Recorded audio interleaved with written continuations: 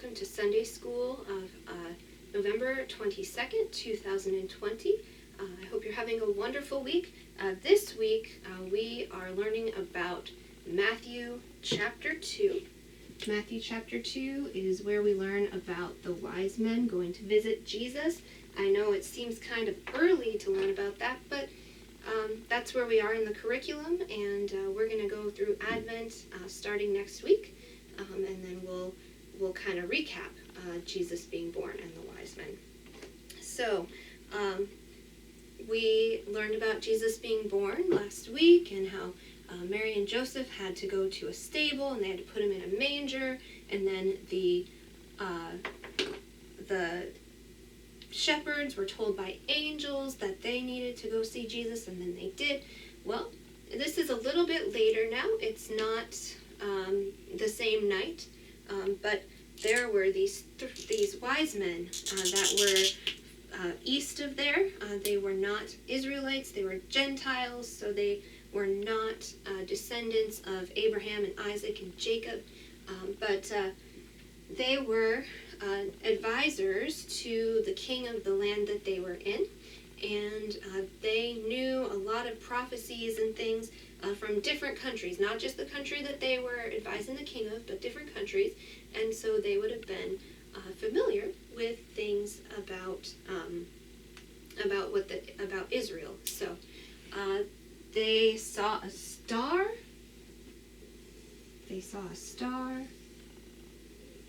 And it made them think or come to Numbers 24. And in Numbers 24, we learn about a man named Balaam. And Balaam was supposed to curse the Israelites, but instead, God put blessings in his mouth. And one of the blessings talked about a star that would come out of Jacob, and a scepter that will rise out of Israel. And that star was supposed to be heralding the birth of Jesus. And so they saw this star, and they thought of that, and they knew that the king of the Jews was coming, had been born. So they brought their gifts, and here's the thing.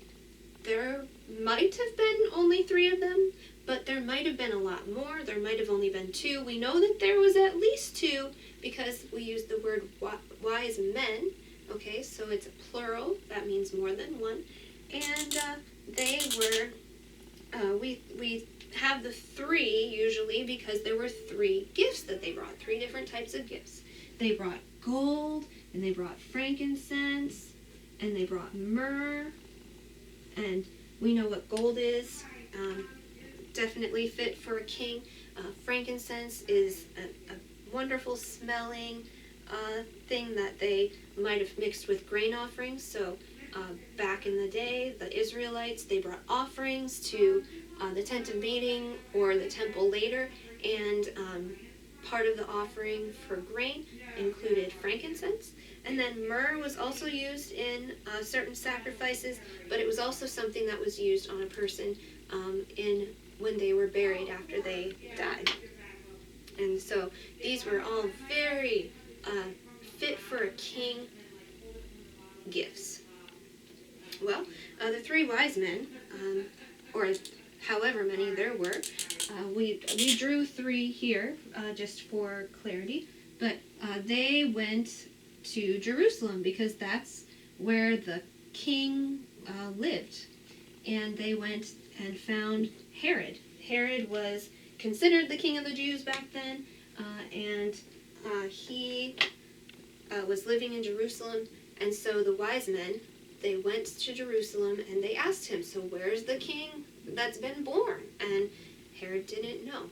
And he knew that there was supposed to be a Messiah or a Christ, an anointed one who was going to save the people, but he didn't know where that person was to be born. So he asked his people, the people that would have been kind of like his wise men, and they read for them Micah 5, verse 2. And Micah was written 700 or more years before Jesus was born, but it predicted that Jesus would be born in Bethlehem.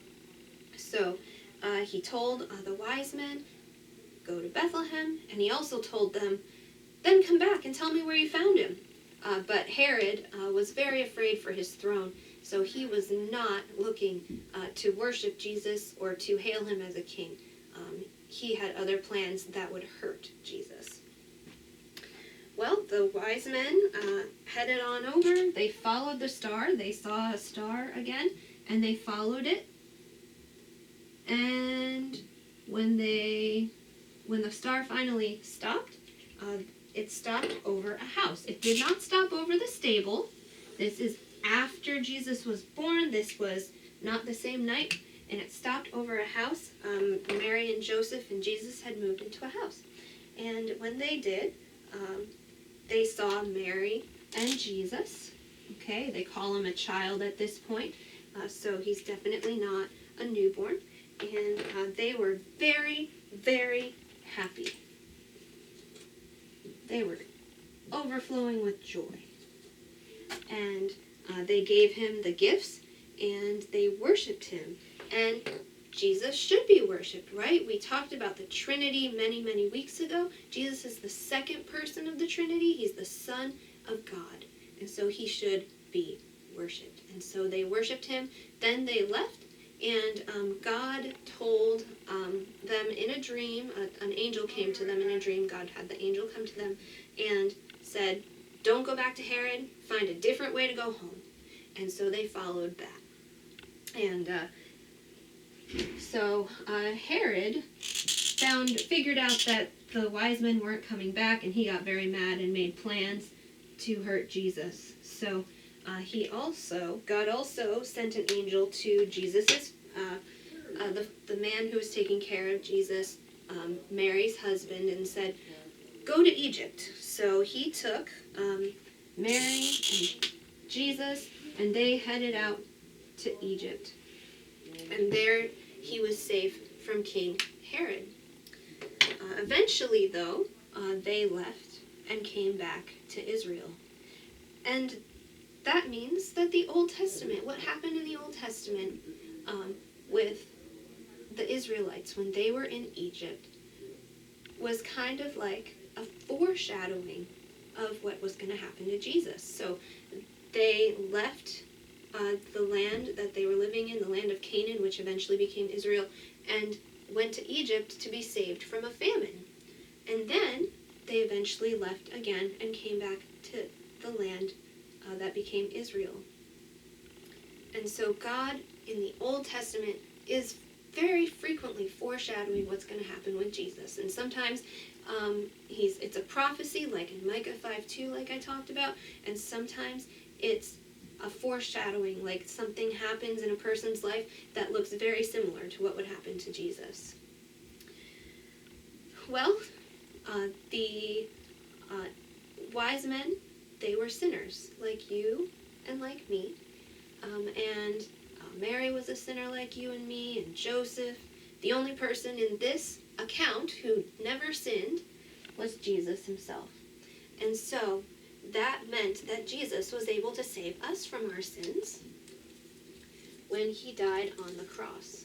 He died on the cross and took away our sins, and now we can be in heaven with him. Well, I hope you guys have a wonderful week, and I will see you next week.